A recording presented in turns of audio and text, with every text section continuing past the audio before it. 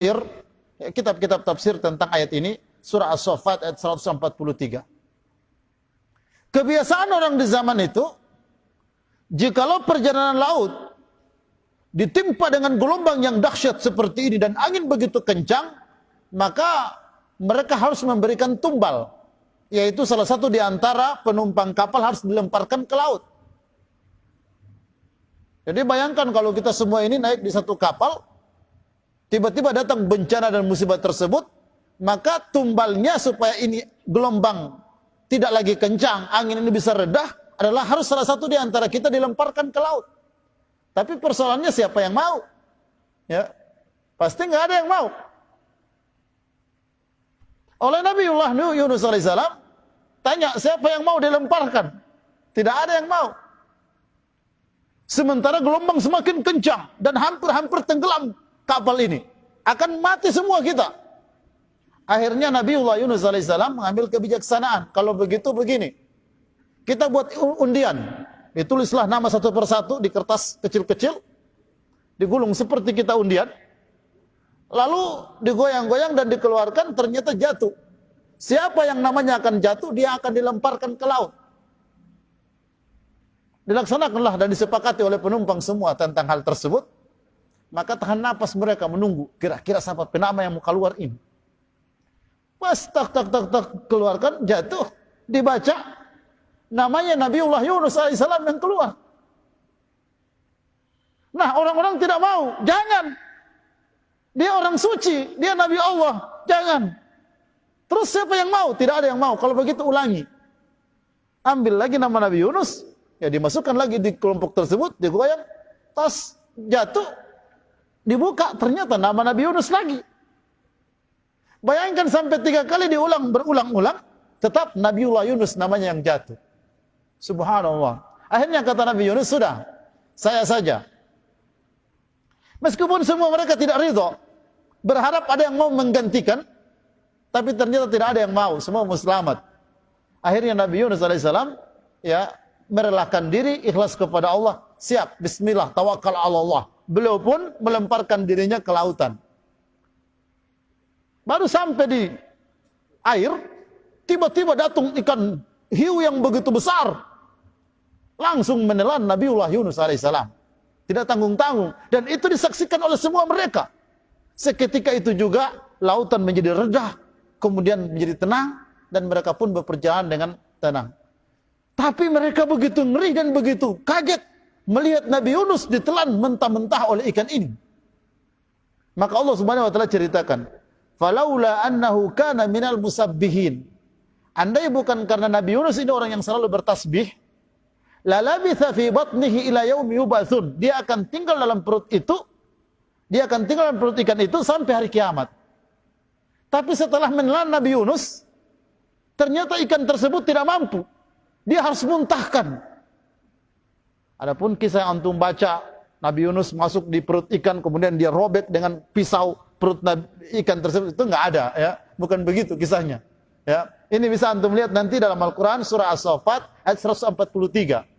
Jadi ikan itu muntahkan lagi Nabi Yunus dan selamat. Akhirnya dia pun naik di atas kapal yang tadi dan lautan menjadi tenang, sama-sama mereka di kapal tersebut. Syahidnya di sini yang ingin saya sebutkan bahwa Nabi Yunus adalah orang yang selalu bertasbih.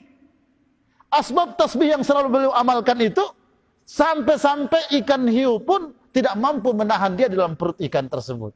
Ya, ini nih, ya. Maka yang saya ingin sebutkan kepada Bapak Ibu sekalian, kita harus banyak bertasbih.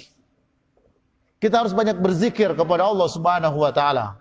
Makanya malam ini insyaallah kita akan membahas tentang di antara jenis ibadah yang diperintahkan untuk kita laksanakan adalah memperbanyak zikir kepada Allah, khususnya tasbih, tahmid, tahlil dan takbir. Tapi seperti sebelumnya yang saya ceritakan, bahwa semua ibadah-ibadah ini harus kita tujukan hanya kepada Allah Subhanahu wa taala. Jangan ada embel-embelnya. Banyak masyarakat zaman sekarang bertasbih, bertahlil, bertakbir dan bertahmid, tapi bukan lillahi ta'ala. Saya mengamalkan zikir ini supaya terlihat ganteng dan awet muda. Dia pun setiap salat maghrib, subhanallah, subhanallah, subhanallah, subhanallah, subhanallah, subhanallah, 100 kali. Alhamdulillah, alhamdulillah, alhamdulillah, 100 kali. Allahu Akbar, 100 kali. La ilaha illallah, la ilaha illallah, 100 kali. Niatnya adalah supaya awet muda dan tambah ganteng. Betul, dia awet muda dan ganteng. Tapi ingat, zikir yang dilaksanakan bukan lillahi ta'ala. Ini dilarang. Karena ini ibadah harus ditujukan kepada Allah. Ada lagi yang parah. Orang berzikir dengan zikir ini supaya bisa terbang di atas udara. Jadi setiap habis sholat dia berzikir, duduk sampai setengah jam, bahkan 1 jam berzikir. Tiap habis sholat begitu tuh. Niat tujuannya adalah supaya bisa terbang di atas udara. Ini juga salah. Ada lagi yang berzikir dengan zikir ini, niatnya adalah supaya bisa jalan di atas air. Ada yang bisa kebal, dan lain-lain sebagainya. Nah, sekali lagi pengen saya sebutkan kepada Bapak Ibu sekalian, bahwa inilah ibadah, dan ibadah ini harus kita tujukan kepada Allah Subhanahu wa Ta'ala. Inna solati wa nusuki wa mahyaya wa mamati lillahi rabbil alamin. Nah, tentu dalil-dalil tentang tasbih, tahmid, takbir dan tahlil ini begitu banyak dalam Al-Quran. Ya, tidak perlu saya bacakan satu persatu. Ya, di antaranya adalah misalkan surah Al-A'la. Sabbihisma rabbikal a'la. Bertasbihlah, sucikanlah nama Tuhanmu yang maha tinggi. Maka Allah Subhanahu wa Ta'ala memerintahkan kepada kita untuk senantiasa bertasbih. Tasbih itu adalah subhanallah, subhanallah. Kemudian ada juga tahmid. Misalkan bisa dilihat di surah An-Naml ayat 59. Qulil hamdulillahi wa salamu ala ibadihi alladhina astafa. Katakanlah alhamdulillah, segala puji bagi Allah dan keselamatan bagi hamba-hambanya yang dipilihnya. Syahidnya di ayat sini Allah Subhanahu wa Ta'ala mengatakan wa qulil hamdulillah.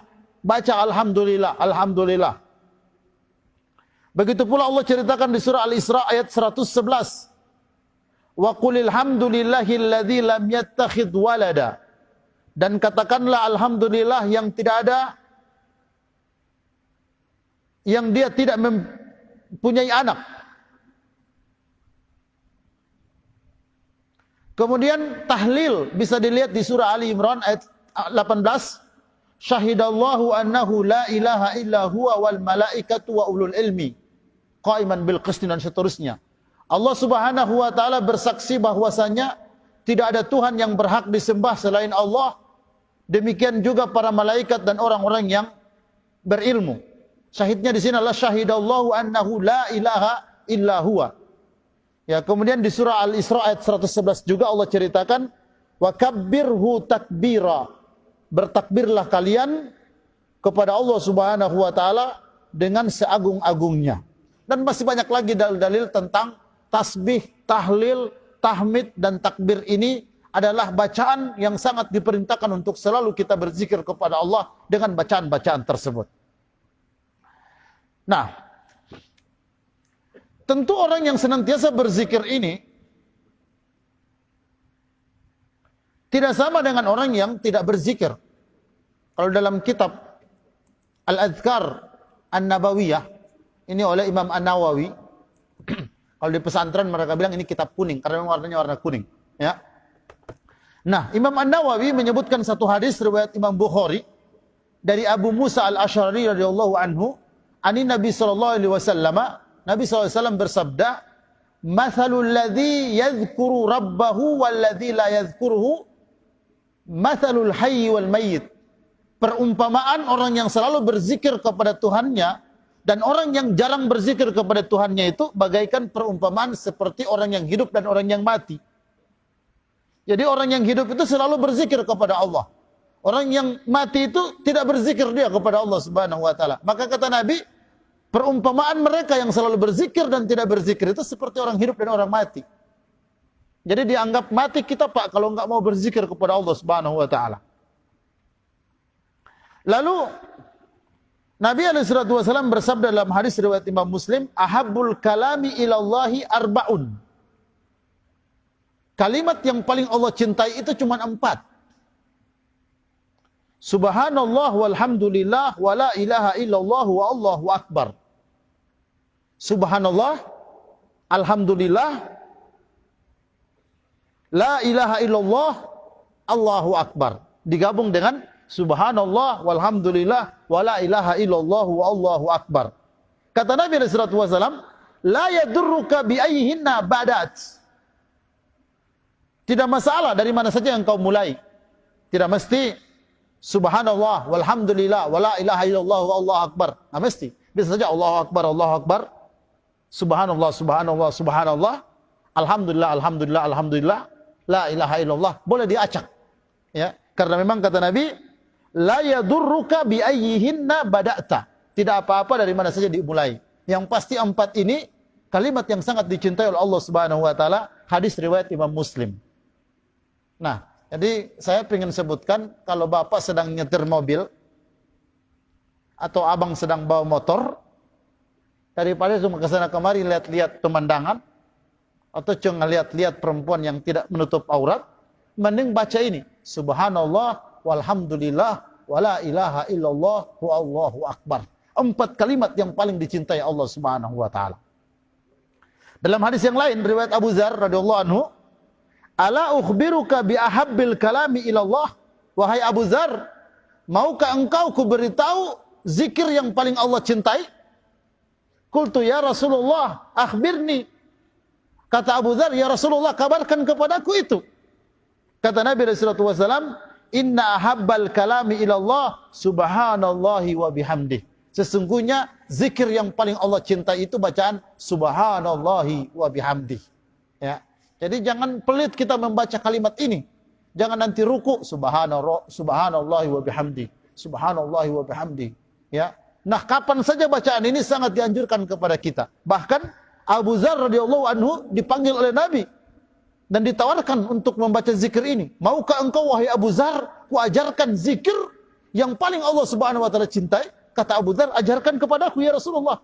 Ternyata kata Nabi sallallahu alaihi wasallam, ahabbul kalami ilallah subhanallahi wa bihamdi. Dan itu alhamdulillah Bapak Ibu semua sudah hafal. Cuman sayangnya sekedar kita hafal saja, jarang kita berzikir. Dan cara berzikir ini Allah sebutkan dalam Al-Quran. Alladzina yadhkuruna Allaha qiyaman wa qu'udan wa ala junubihim. Berzikir kepada Allah Subhanahu wa taala itu boleh berdiri, boleh berjalan, boleh duduk, boleh berbaring. Jadi jangan bayangkan berzikir kepada Allah itu harus berwudu dulu, duduk di masjid menghadap ke kiblat sambil bersila baru berzikir. Nggak mesti, Pak. Berjalan boleh, naik motor boleh, berbaring boleh, duduk boleh, selama bukan dalam kamar mandi. Ya. Ini ya dalil-dalilnya. Kemudian satu hadis lagi dari riwayat riwayat Imam Muslim, Imam Bukhari dan Imam Muslim.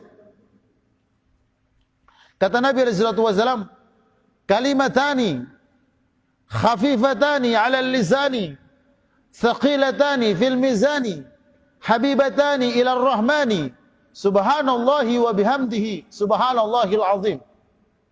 2 kalimat kata Nabi sangat ringan diungkapkan oleh lisan, sangat berat timbangan pahalanya di timbangan akhirat, sangat dicintai oleh Allah Subhanahu wa taala, yaitu bacaan subhanallahi wa bihamdihi, subhanallahil azim. Jadi sangat ringan ini, Pak.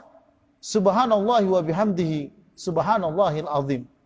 Saya punya dosen dari Madinah. Waktu mengajarkan kepada kami tentang zikir, pas sampai di hadis ini beliau ceritakan. Dulu di Saudi, kata beliau, ada seorang kakek-kakek. Tiap hari dia sholat 5 waktu di masjid. Kakek udah tua. Tiba-tiba datang penceramah, lalu berceramah dengan hadis ini. Beliau, wahai sekalian jamaah, rajin-rajinlah kalian membaca subhanallahi wa bihamdihi, subhanallahil azim. Karena kata Nabi sallallahu alaihi wasallam, kalimatani khafifatani 'ala lisani, thaqilatani fil mizani, habibatani ila rahmani. 2 kalimat sangat ringan diungkapkan dengan lisan, sangat berat timbangan pahalanya di sisi Allah Subhanahu wa taala di akhirat dan sangat dicintai oleh Allah Subhanahu wa taala, yaitu bacaan subhanallah wa bihamdihi subhanallahil azim. Selesai mendengarkan ceramah ini, dia pun keluar dari masjid. Setiap jumpa dengan orang, selalu dia bilang, "Pak, kalimatani khafifatani 'ala lisani, thaqilatani fil mizani, habibatani ila rahmani. Subhanallah wa bihamdihi subhanallahil azim." Setiap jumpa dengan orang begitu. Sampai di rumah, kalimatani khafifatani 'ala lisani, thaqilatani fil mizani, habibatani ila rahmani. Subhanallah wa bihamdihi subhanallahil azim. Itu hari-hari pembicaraannya cuma itu. Ya. Jadi beliau berdakwah cuma dengan satu hadis ini. Enggak banyak cerita. Pokoknya jumpa dengan orang, akhi, berzikir. Ini zikirnya. Tiba-tiba, kata dosen kami ini, orang ini stroke. Pingsan dan stroke. Maka anak-anaknya semua mengangkatnya bawa ke rumah sakit. Bayangkan, hampir 1 minggu dia diimpus tanpa sadarkan diri. Ya mungkin karena usia juga sudah tua. Anak-anak setiap datang nungguin begitu lama, sama sekali nggak sadar. Sampai dokter pun melihat sudah tidak ada harapan. Hampir 1 minggu tiba-tiba dia terbangun dan sadar. Dia lihat ada dokter. Langsung dia bilang, "Ya dokter, kalimatani khafifatani 'ala lisani, thaqilatani fil mizani, habibatani ila rahmani. Subhanallah wa bihamdihi subhanallahil azim." Wafatlah orang ini. Subhanallah, wafat dalam keadaan husnul khotimah. Beliau berdakwah dan berzikir kepada Allah Subhanahu wa taala. Saking semangatnya beliau mendengarkan hadis ini. Ya. Nah, sayang kalau orang ini masih muda-muda, masih kuat, setelah mendengarkan hadis ini baru kita tidak mau amalkan. Kalaupun tidak mau kita sampaikan sama orang, minimal kita hari-hari mengamalkan ini. Bacaan sangat mudah. Subhanallahi wa bihamdihi subhanallahil azim. Ringan di lisan, berat pahalanya di akhirat, sangat dicintai oleh Allah Subhanahu wa taala. Subhanallahi wa bihamdihi subhanallahil azim. Hadis riwayat Bukhari Muslim. Nah, mudah-mudahan bisa kita amalkan ya di tempat kita masing-masing. Kemudian satu hadis riwayat Imam Tirmidzi, Nabi sallallahu alaihi wasallam bersabda, hadis ini bersumber dari Ibnu Mas'ud radhiyallahu ta'ala anhuma. Nabi sallallahu alaihi wasallam bersabda, "Laqitu Ibrahim lailata usriya bi." Waktu aku Isra wal Mi'raj, kata Nabi, orang tahu peristiwa Isra wal Mi'raj, dari Masjidil Haram ke Masjidil Aqsa, dari Masjidil Aqsa ke Sidratil Muntaha. Nah, kata Nabi sallallahu alaihi wasallam, "Laqitu Ibrahim lailata usriya bi." Waktu aku Isra wal Mi'raj, aku bertemu dengan Nabi Ibrahim alaihi salam di Sidratil Muntaha. Faqala, lalu Nabi Ibrahim ini menyapaku, "Ya Muhammad, aqri'i ummataka minni salam." Wahai Muhammad, titip salam buat umatmu. Ya, jadi Nabi Ibrahim nitip salam. Makanya nitip salam itu biasa Pak ya. Kalau Bapak mau pergi ke Jakarta, ada kawan-kawan kita di sana, "Pak, titip salam ya buat teman-teman di sana." Boleh begitu tuh. Ya, Nabi Ibrahim saja menitip salam buat Nabi Muhammad SAW untuk kita umatnya. Nah, dengar hadisnya. Faqala ya Muhammad, aqri'i ummataka minni salam. Wahai Muhammad, sampaikan salamku buat umatmu. Wa akhbirhum annal jannata thayyibatut turbah. Beritahu kepada mereka, kabarkan kepada umatmu bahwasanya tanah di surga itu sangat baik. Ini pesan dari Nabi Ibrahim ini. Hadis riwayat Imam Tirmidzi, ya waktu peristiwa Isra wal Mi'raj. Akhbirhum annal jannata thayyibatut turbah. Kabarkan kepada mereka bahwasanya surga itu sangat baik. Adbatul ma', airnya sangat jernih. Wa annaha qi'anun,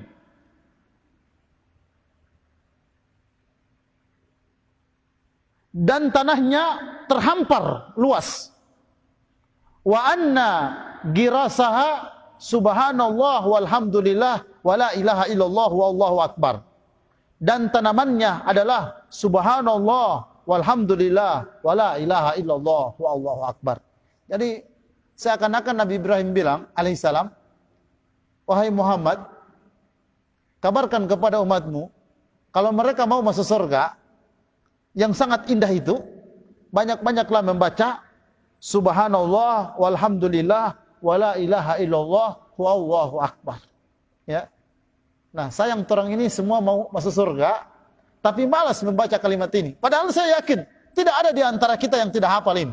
Cuman subhanallah walhamdulillah wala ilaha illallah wallahu akbar. Berapa kali? Berapa kali saja semampu kita. Kapan? Kapan saja. Di mana? Di mana saja. Selama bukan di tempat bernajis. Ya. Ini nih. Subhanallah. Nabi Ibrahim alaihissalam yang karena orang selalu baca Allahumma sholli ala Muhammad wa ala ali Muhammad kama shallaita ala Ibrahim wa ala ali Ibrahim wa barik ala Muhammad wa ala ali Muhammad kama barakta ala Ibrahim wa ala ali Ibrahim. Sebagai terima kasih Nabi Ibrahim karena kita selalu bersalawat padanya, maka beliau sampaikan salam lewat Nabi Muhammad kepada kita. Salamku buat umatmu wahai Muhammad, suruh mereka untuk membaca subhanallahi wa bihamdihi subhanallah walhamdulillah wala ilaha illallah wallahu akbar. Ya, subhanallah walhamdulillah wala ilaha illallah wallahu akbar. Mudah-mudahan ini bisa diamalkan, ya. Jangan sampai tuntas pembahasan malam ini tentang bab ibadah kepada Allah, tentang zikir, tapi cuma sampai di sini. Setelah turun dari masjid, tidak ada kita yang mempraktekkan zikir ini. Padahal Masya Allah, fadilahnya begitu sangat luar biasa. Dalam hadis yang lain, riwayat Imam Muslim ini, al-imanu bid'un wa sab'una au bid'un wa sittuna syu'bah. Iman itu ada 70 cabangnya, kata Nabi. Fa'afdaluha qawlu la ilaha illallah. Cabang yang paling afdal daripada iman ini adalah bacaan la ilaha illallah. Wa adnaha imatatul adza 'anit thariq. Dan yang paling ringan daripada cabang iman ini adalah mengeluarkan duri dari jalanan. Wal haya'u syu'batun minal iman. Dan malu itu sebagian daripada iman. Nah, hadis ini Nabi sebutkan bahwa Bapak Ibu, tanda orang yang beriman itu yang paling tinggi, dia selalu berzikir la ilaha illallah, la ilaha illallah. Yang paling ringan bahwa dia adalah orang beriman, kalau lihat duri dia kasih keluar. Jadi kalau Bapak lihat duri kong Bapak sebiar, ini beriman tidak ini. Atau karena Bapak punya bengkel mobil, so setengah hari tidak ada mobil yang singgah, taruh paku dulu di jalan supaya ada mobil yang lewat, tak tusuk di paku biar bocor, biar bengkel ada pekerjaan. Ya, nah ini bukan orang yang beriman. Ya, orang yang beriman itu kata Nabi SAW 70 cabang iman itu paling tinggi adalah bacaan la ilaha illallah, dan yang paling rendah adalah mengeluarkan atau menyingkirkan duri dari jalanan. Dan kata Nabi, wal haya'u syu'batun minal iman, dan malu itu sebagian daripada iman. Jadi kalau soalnya nak malu, ada tegur, Pak, jangan berkorupsi kuat. Malah dia marah, anda ada iman orang ini. Ya, sudah ditegur dia menyimpang, marah, ini enggak ada iman. Karena al haya'u minal iman, malu itu sebagian daripada iman. Apa itu malu? Malu itu adalah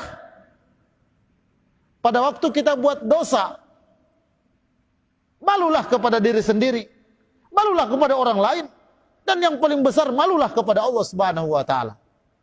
Bukan mesuruh ba'azan, Pak, ba'azan jo. Duh, kita kok malu. Ini bukan malu namanya.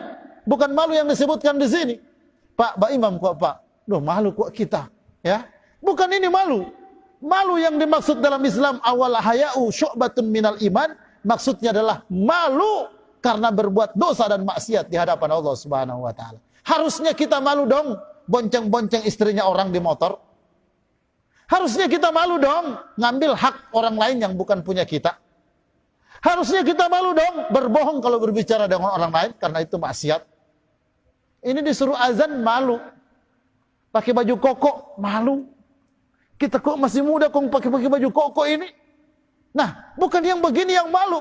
Apalagi pakai peci warna putih. Loh, nanti dibilangin saya Pak Haji. Malu saya. Ya. Nyolong ayam nggak malu. Berdosa sama orang nggak malu. Gangguin istri orang nggak malu. Kok disuruh berbuat pahala, ya amalan soleh, malu dia. Nah, sekali lagi jangan sampai kita salah menampatkan tentang malu ini. Dalam Islam, malu itu tanda daripada iman. Kalau orang sudah tidak malu, bertanda dia tidak punya iman. Ya. Malu di sini sekali lagi malu berbuat dosa, ya. Tapi kalau malu berbuat kebaikan, ini bukan tanda keimanan. Kemudian dalam satu hadis riwayat Imam Bukhari Muslim juga, kata Nabi sallallahu alaihi wasallam, "Man qala la ilaha illallah wahdahu la syarikalah, lahul mulk wa lahul hamdu wa huwa ala kulli syai'in qadir." Fi yaumin mi'atu marrah kanat lahu adlu asyara riqabin wa kutibat lahu mi'atu hasanatin wa muhiyat anhu mi'atu sayyiatin wa kanat lahu ghirzan minasyaitani yaumahu dzalika hatta yumshi wa lam ya'ti ahadun bi afdali mimma ja'a bihi illa ahadun amila aktsara min dzalik. Hadis riwayat Bukhari Muslim. Kata Nabi, tidaklah seorang muslim, tidaklah seorang beragama Islam, laki-laki atau perempuan, membaca La ilaha illallah wahdahu la syarikalah, lahul mulk wa lahul hamdu wa huwa ala kulli syai'in qadir, setiap hari 100 kali. Makanya la ilaha illallah la syarikalah mulku wa ala kulli syai'in qadir itu dibaca setelah salat. Ya, 10 kali, 10 kali. Ya, untuk dicicil supaya satu hari itu 100 kali orang baca. Kata Nabi, tidaklah seorang muslim membaca satu hari la ilaha illallah wahdahu la syarikalah lahul mulku wa lahul hamdu wa ala kulli syai'in qadir, kanat lahu adlu asyru riqabin, maka dia akan mendapatkan ganjaran pahala sebesar memerdekakan 10 orang budak. Ya. Memerdekakan seorang budak itu Pak, pahalanya besar. Nah, orang yang membaca la ilaha illallah wahdahu la syarikalah lahul mulku wa lahul hamdu wa ala kulli syai'in qadir satu hari 100 kali, pertama Allah Subhanahu wa taala akan genjarkan dia dengan seperti orang memerdekakan 10 orang budak. Yang kedua, wa kutibat lahu mi'atu hasanah, dicatat dia telah membuat 100 kebaikan. Yang ketiga, wa muhiyat anhu mi'atu sayyi'ah, dihapus 100 dosa dan kesalahannya. Yang keempat, wa kanat lahu ghirzan minasyaitan yaumahu dzalika hatta yumshi, itu akan mendapatkan penjagaan dari gangguan setan pada hari tersebut sampai malam. Jadi setiap hari antum baca 100 kali, maka satu hari itu sampai malam setan enggak mampu gangguin antum asal baca 100 kali. Ya. Kata Nabi hadis riwayat Bukhari Muslim, "Walam ya'ti ahadun bi afdali mimma ja'a bihi," dan tidak ada orang yang bisa menandingi kebaikan orang ini illa ahadun amila aktsara min dzalik, kecuali orang yang berbuat lebih dari itu. Jadi kalau mau berlomba Pak, bersaing untuk perbanyak amalan soleh, baca ini. La ilaha illallah wahdahu la syarikalah, lahul mulku wa lahul hamdu wa ala kulli syai'in qadir. Enggak ada kata Nabi orang yang paling afdal amalannya melebihi orang ini, kecuali orang yang lebih amalan dari bacaan dia cuma 100 kali. Orang kan Pak kalau mencari orang-orang di online itu kan bersaing Pak. Berapa penghasilan saat ini? 150. Ente 200. Kalah anak. Apakah cuma sampai kalah anak? Dia akan berusaha untuk cari lagi supaya dapat lebih dari itu. Kan begitu. Ini perkara dunia. Nah, perkara akhirat harusnya kita tidak mau kalah juga. Nah, ini kata Nabi, tidak ada orang yang paling afdal amalannya melebihi amalan orang ini, kecuali orang yang melebihkan amalan dari orang tersebut. Baca la ilaha illallah wahdahu la syarikalah, lahul mulku wa lahul hamdu wa huwa ala kulli syai'in qadir, setiap harinya 100 kali Bapak Ibu sekalian. Zikir. Jadi enggak usah cari zikir yang aneh-aneh. Kan orang sekarang ini mau zikir yang aneh-aneh. Supaya waktu berzikir saya Ustaz sunyak duduk di karpet. Di kursi orang kalau enggak mau duduk di karpet, ya. Nah, seakan-akan mereka kira zikir ini supaya kita langsung bisa di atas angin, ya. Supaya saya berzikir ini sudah bisa jalan di atas air. Tidak. Berzikir ini Bapak Ibu sekalian sekali lagi perintah Allah sebagai ibadah yang begitu afdal di sisi Allah. Sampai-sampai Nabiullah Yunus saya ceritakan tadi, ikan tidak mampu menelannya karena orang yang selalu berzikir. Tapi Nabi Yunus pada waktu itu berzikir itu bukan supaya ikan tidak mampu menelannya, bukan. Tetapi fadilah di antara fadilah Allah berikan, asbab zikirnya yang banyak itu, ikan pun tidak mampu ya menelan Nabiullah Yunus alaihissalam. Nah, mungkin kalau kita pun rajin berzikir, bisa saja ada keajaiban-keajaiban yang terjadi di kita di dunia ini yang kita tidak sangka-sangka. Asbab zikir yang kita praktekkan tersebut. Jadi jangan malas berzikir. Saya kadang-kadang sedih melihat orang lebih banyak di handphone, Facebook, IG, WhatsApp, status dan lain sebagainya ketimbang berzikir kepada Allah Subhanahu wa taala. Saya kemarin hari Ahad karena lagi tren-trennya saya lihat itu Malalayang, mau pilih dulu bagaimana itu Malalayang. Rame banyaknya orang, subhanallah. Nggak ada itu, biar ada ibu-ibu yang bercadar, ada laki-laki yang pakai peci putih. Saya lihat-lihat ada nggak yang berzikir? Nggak ada yang berzikir ternyata. Ya. Padahal begitu indah kalau kita sambil zikir itu di situ. Melihat pemandangan begitu indah, samping kanannya ada lautan, di kirinya ada gunung, mobil-mobil kesana kesana banyak, manusia-manusia begitu banyak. Subhanallah, andai Allah datangkan ini tsunami besar dan semua kita mati, lalu kita tidak bertasbih, tidak berzikir, na'udzubillahi min dzalik. Saya berpikirnya sampai sana itu. Tapi saya cari-cari, siapa kira-kira yang berzikir? Enggak ada itu orang berzikir. Ya. Padahal banyak yang muslim datang di sana. Karena hari Minggu mungkin karena kita libur, mereka beribadah, jadi paling banyak orang muslim. Saya penasaran aja pengen lihat orang yang berzikir gitu. Ya. Maka ini salah satu zikir yang sangat luar biasa Bapak Ibu sekalian pahalanya, yaitu bacaan La ilaha illallah wahdahu la syarikalah lahul mulku wa lahul hamdu wa huwa ala kulli syai'in qadir. Kemudian ada hadis riwayat Imam Muslim lagi. Man qala la ilaha illallah wahdahu la syarikalah lahul mulku wa lahul hamdu wa huwa ala kulli syai'in qadir. Asra mirarin kana kaman a'taqa arba'ata anfus min waladi Ismail. Siapa yang membaca La ilaha illallah wahdahu la syarikalah lahul mulku wa lahul hamdu wa huwa ala kulli syai'in qadir, satu hari 10 kali. Kalau tadi kan 100 kali. Mungkin waktu-waktu tertentu kita nggak mampu 100. 10 Pak. Kata Nabi sallallahu alaihi wasallam, siapa yang satu hari baca bacaan ini 10 kali, kana kaman a'taqa arba'a anfus min waladi Ismail. Ganjarannya adalah seperti dia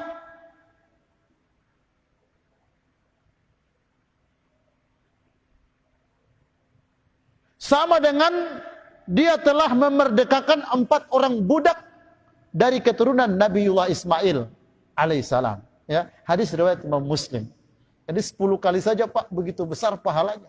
Sama dengan memerdekakan 4 keturunan ya dari Nabiullah Ismail alaihissalam. Nah, kalau 100, subhanallah begitu besar pahalanya. Nah, mudah-mudahan saya berharap ini tidak sekedar didengarkan saja, ya. Kemudian setelah keluar dari masjid, tidak lagi terbayang, tidak lagi terdetik dalam hati kita tentang zikir ini. Padahal saya sebutkan kepada antum, pilih salah satu di antara 4. Subhanallah, alhamdulillah, Allahu Akbar, la ilaha illallah. 4 itu. Kalau mau digabungkan, boleh. Ya, subhanallah, walhamdulillah, wa la ilaha illallah, wa Allahu Akbar. Terus sempurna-sempurnanya ini.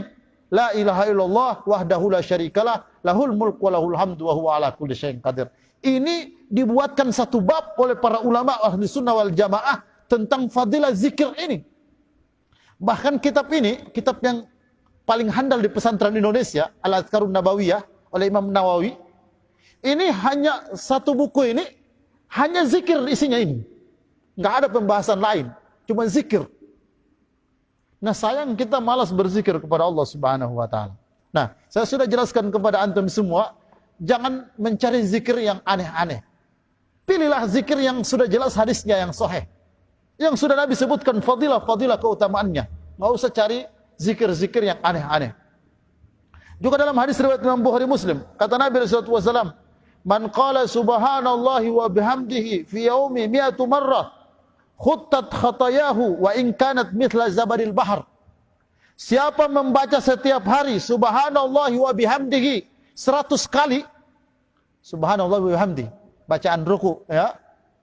Siapa yang membaca subhanallah wa bihamdi setiap hari 100 kali, kata Nabi, khuttat khaytayahu wa in kanat mislu zabadil bahr, akan dihapuskan seluruh dosanya meskipun sebanyak buih di lautan.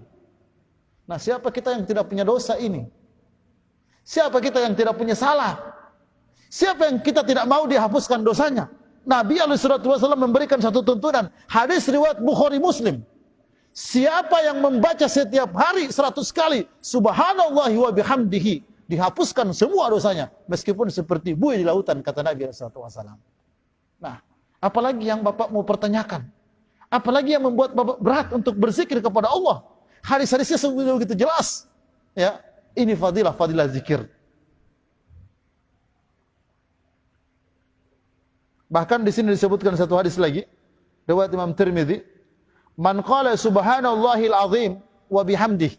Kalau tadi subhanallahi wa bihamdihi, kalau di sini subhanallahil azim wa bihamdihi, gurisat lahu nakhlatun fil jannah, akan ditanamkan bagi dia di surga nanti pohon-pohon kurma yang indah. Jadi Masya Allah Bapak Ibu, sampai-sampai Nabi sebutkan, orang yang membaca zikir ini subhanallahil azim wa bihamdihi, Bapak di surga nanti Pak akan ditanamkan oleh Allah Subhanahu wa taala pohon-pohon surga yang indah, pohon-pohon kurma yang indah di sekeliling ya surga tersebut. Yang terang Indonesia mungkin cuma lihat pohon kurma di televisi. Ya, kecuali yang bapak-bapak, ibu-ibu sudah pernah datang di tanah Arab. Ya, baik di Mekah ataupun di Madinah. Ya, di Saudi secara umum bisa melihat pohon kurma secara langsung. Sesungguhnya Pak, pohon kurma itu begitu indah. Apalagi yang masih pendek-pendek dan sudah berbuah, itu tangkai yang besar-besar begini nih. Ya. Indahnya luar biasa. Dan itu cuma kurma di dunia. Kurma di akhirat jauh lebih indah daripada kurma yang ada di dunia. Nah, kata Nabi SAW, siapa yang rajin membaca subhanallahil azim wa bihamdihi satu hari 100 kali, Allah Subhanahu wa taala masukkan dia ke dalam surga, dan akan dihiasi, salah satu di antara perhiasan surganya adalah ditanamkan pohon-pohon kurma. Subhanallah. Ya, karena waktu juga saya tuntaskan dengan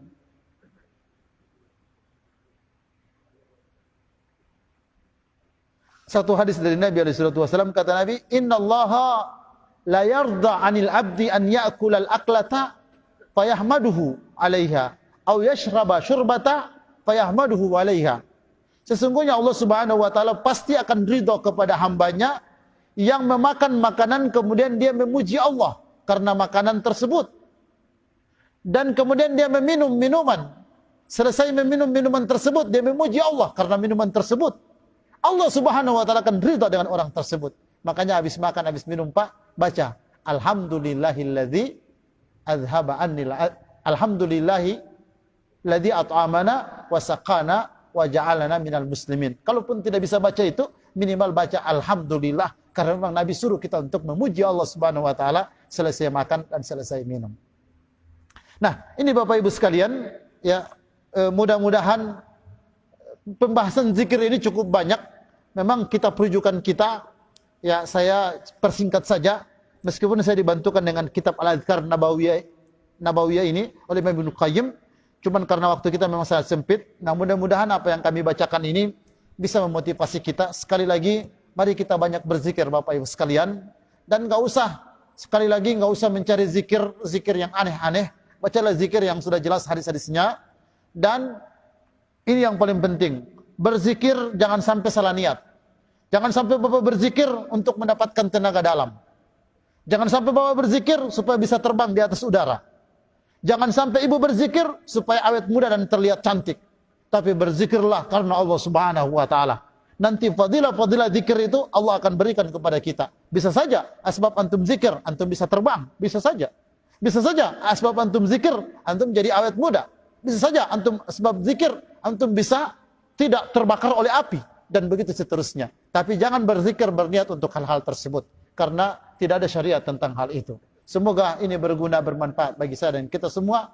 Semoga Allah Subhanahu wa taala jadikan kita hamba-hamba Allah yang rajin berzikir, karena sesungguhnya zikir kepada Allah adalah amalan seluruh nabi dan rasul Allah Subhanahu wa taala. Dari kami cukup sekian.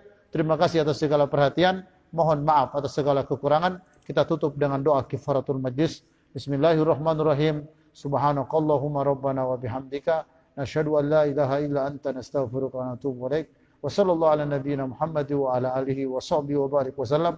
Walhamdulillahi rabbil alamin. Wassalamu alaikum warahmatullahi wabarakatuh.